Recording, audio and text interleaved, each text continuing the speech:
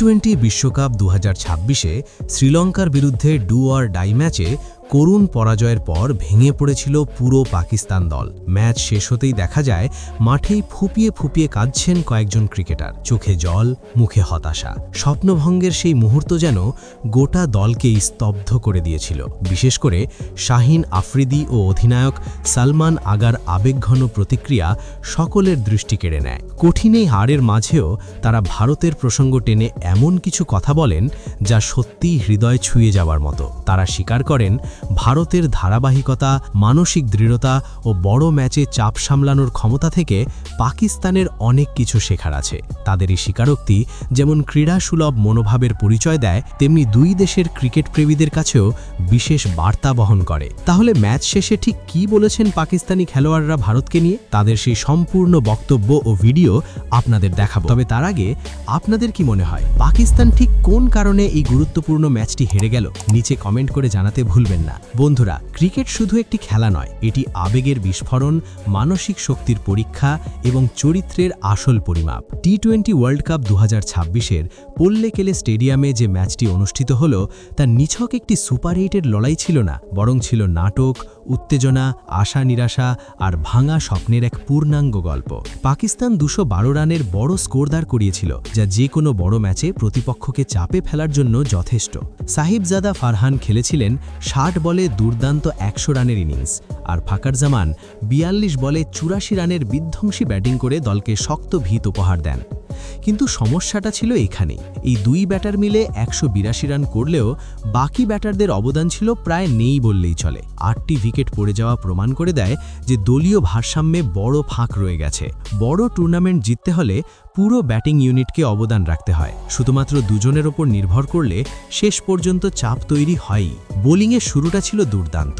94 রানে শ্রীলঙ্কার 4 উইকেট পড়ে যাওয়ার পর মনে হচ্ছিল ম্যাচ পুরোপুরি পাকিস্তানের নিয়ন্ত্রণে। তখন হিসেব ছিল পরিষ্কার, 61 রানে জিতলেই সেমিফাইনাল নিশ্চিত। কিন্তু এখানেই দেখা গেল মানসিক দুর্বলতা।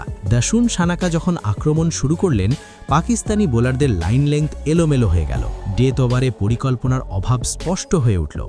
যেখানে ঠান্ডা মাথায় ইয়র্কার বা স্লোয়ার ডেলিভারি করে রান আটকানো দরকার ছিল, সেখানে বাউন্ডারি হজম করতে থাকলো দল। শেষ পর্যন্ত পাকিস্তান 5 রানে ম্যাচ জিতলেও প্রয়োজনীয় ব্যবধানে জিততে না পারায় বিশ্বকাপ থেকে ছিটকে যায়। মাঠে তখন জয়ের আনন্দ নয়, বরং ছিল অপূর্ণতার কান্না। খেলোয়াড়রা হাঁটু গেড়ে বসে পড়লেন, কেউ মুখ ঢেকে ফেললেন, কেউ আকাশের দিকে তাকিয়ে হতাশা প্রকাশ করলেন।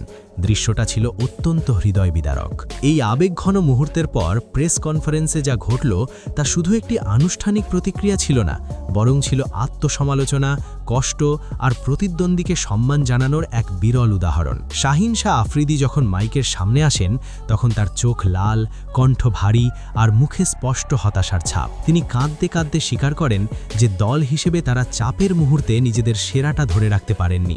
ম্যাচের সেই গুরুত্বপূর্ণ সময়ে যখন 94 রানে 4 উইকেট পড়ে গিয়েছিল এবং পুরো গতি পাকিস্তানের পক্ষে ছিল, তখনই তাদের সবচেয়ে বেশি শান্ত ও কৌশলী হওয়া দরকার ছিল। কিন্তু সেই জায়গাতেই তারা ছন্দ হারিয়ে ফেলেন।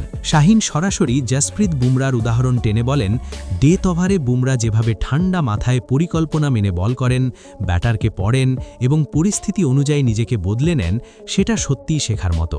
তিনি আরও বলেন, বড় দল আর সাধারণ দলের মধ্যে পার্থক্য তৈরি হয় মানসিক দৃঢ়তায়। ভারতীয় দল কঠিন মুহূর্তে ভেঙে পড়ে না, তারা একে অপরকে সাহস যোগায়, ছোট ছোট পরিকল্পনা ঠিক রেখে এগিয়ে যায়, আর সেখানেই তারা আলাদা। চির প্রতিদ্বন্দ্বী দেশের একজন তারকা বোলারের মুখে এমন স্বীকারোক্তি নিঃসন্দেহে বড় ব্যাপার, কারণ এটি শুধু প্রশংসা নয়, বরং নিজের সীমাবদ্ধতাও মেনে নেওয়া। অধিনায়ক সালমান আলী আগাও নিজের দায় এড়িয়ে যাননি। তিনি পরিষ্কারভাবে বলেন, 94 রানে 4 উইকেট নেওয়ার পর ম্যাচ শেষ করতে না পারাটা ছিল কৌশলগত ভুল এবং মানসিক বিচ্যুতির ফল। তিনি স্বীকার করেন যে সেই সময় দলকে আরও আক্রমণাত্মক এবং একই সঙ্গে শৃঙ্খলাবদ্ধ হওয়া দরকার ছিল। ফিল্ড প্লেসমেন্ট, বোলিং রোটেশন এবং চাপ তৈরি করার ধারাবাহিকতা সবকিছুতেই ঘাটতি ছিল। তিনি ভারতীয় নেতৃত্বের প্রসঙ্গ তুলে বলেন, রোহিত শর্মা কিংবা সূর্যকুমার যাদবের অধীনে ভারতীয় দল যেভাবে ঐক্যবদ্ধ থাকে তা অনুকরণীয়। কঠিন সময়ে তাদের শারীরিক ভাষা বদলে যায় না, আতঙ্ক চোখে ধরা পড়ে না, বরং আরও বেশি আত্মবিশ্বাস ফুটে ওঠে। সেই মানসিক স্থিরতাই তাদের বারবার বড় মঞ্চে সফল করে। সালমান স্বীকার করেন, পাকিস্তান দলকে এখন নতুনভাবে নিজেদের মানসিক কাঠামো তৈরি করতে হবে, নইলে প্রতি প্রতিবারই বড় ম্যাচে একই জায়গায় গিয়ে থামতে হবে। বাবর আজম শান্ত কিন্তু ভীষণ আবেগঘন ভঙ্গিতে নিজের বক্তব্য রাখেন। তিনি বলেন, আমরা ম্যাচ জিতেছি, কিন্তু আমাদের আসল লক্ষ্য ছিল সেমিফাইনালে ওঠা। সেই জায়গায় আমরা ব্যর্থ হয়েছি, আর সেটাই সবচেয়ে বড় কষ্ট। 94 রানে 4 উইকেট নেওয়ার পর ম্যাচ পুরোপুরি আমাদের নিয়ন্ত্রণে ছিল। ওই সময় আমাদের আরও ঠান্ডা মাথায় পরিকল্পনা ধরে রাখতে হতো। ছোট ছোট ভুলই আজ আমাদের বড় মূল্য দিতে হয়েছে। ভারত প্রসঙ্গে বাবর সম্মানের সুরেই বলেন, ভারতীয় দল চাপের মুহূর্তে নিজেদের হারায় না, তাদের মানসিক দৃঢ়তাই সবচেয়ে বড় শক্তি। বুমরা ডেথ ওভারে যেভাবে ম্যাচ নিয়ন্ত্রণ করে, রোহিত যেভাবে নেতৃত্ব দেয়, আর কোহলি যেভাবে ইনিংস গড়ে তোলে, এসব জিনিস থেকে শেখার আছে। প্রতিদ্বন্দ্বিতা মাঠে থাকবে, কিন্তু ভালো ক্রিকেটকে সব সময় সম্মান জানানো উচিত। শেষে তিনি নিজের দলকে নিয়েও আত্মসমালোচনা করেন, শুধু 2-3 জনের ভালো পারফরমেন্সে বড় টুর্নামেন্ট জেতা যায় না। আমাদের দল হিসেবে আরও শক্ত, আরও পরিণত হতে হবে। এই হার আমাদের জন্য বড় শিক্ষা। আমরা এখান থেকে শিখে আরও শক্ত হয়ে ফিরব। সাহিবজাদা ফারহান, যিনি দুর্দান্ত একটি সেঞ্চুরি করেছিলেন, তার কথাতেও ছিল গভীর হতাশা। তিনি বলেন, ব্যক্তিগত সাফল্য কখনো পূর্ণতা দেয় না যদি দল কাঙ্ক্ষিত লক্ষ্যে পৌঁছতে না পারে। 100 রান করেও তার মনে হয়েছে যেন কিছুই অর্জন করা হয়নি। তিনি ভারতীয় ব্যাটারদের উদাহরণ দিয়ে বলেন, বিরাট কোহলি, রোহিত শর্মা বা অন্যরা শুধু রান করেন না, তারা ইনিংস গড়ে তোলেন, ম্যাচের পরিস্থিতি বোঝেন এবং পার্টনারশিপ তৈরি করে চাপকে নিয়ন্ত্রণে আনেন। বড় টুর্নামেন্টে ধারাবাহিকতা আর ম্যাচ রিডিং ক্ষমতাই আসল পার্থক্য তৈরি করে। ফারহান মনে করেন, পাকিস্তানকে সেই ব্যাটিং সংস্কৃতি গড়ে তুলতে হবে যেখানে একজন আউট হলে আরেকজন দায়িত্ব নেবে, পুরো চাপ একজনের ওপর এসে পড়বে না। ফাকার জামানও অত্যন্ত পরিণত মন্তব্য করেন। তিনি বলেন, মাঠের ভেতরে যতই উত্তেজনা থাকুক, মাঠের বাইরে ভারত পাকিস্তান খেলোয়াড়দের মধ্যে গভীর সম্মান রয়েছে। মিডিয়া প্রায়ই এই প্রতিদ্বন্দ্বিতাকে যুদ্ধের রূপ দেয়, কিন্তু বাস্তবে খেলোয়াড়রা একে অপরের পরিশ্রম, দক্ষতা ও মানসিক শক্তিকে সম্মান করে। তিনি স্পষ্ট করে বলেন, ভারত এই বিশ্বকাপ জেতার অন্যতম বড় দাবিদার, কারণ তারা শুধু প্রতিভায় নয়, পরিকল্পনা ও দলগত ঐক্যেও এগিয়ে। এমন মন্তব্য প্রমাণ করে যে বড় খেলোয়াড়রা হার জিতের বাইরেও খেলাধুলার বৃহত্তর চেতনাকে গুরুত্ব দেন। তবে পুরো বিষয়টি বিশ্লেষণ করলে স্পষ্ট হয় যে পাকিস্তানের বিদায়ের মূল কারণ ছিল দলগত অসামঞ্জস্য, চাপের মুহূর্তে মানসিক ভেঙে পড়া এবং স্পষ্ট কৌশলের অভাব।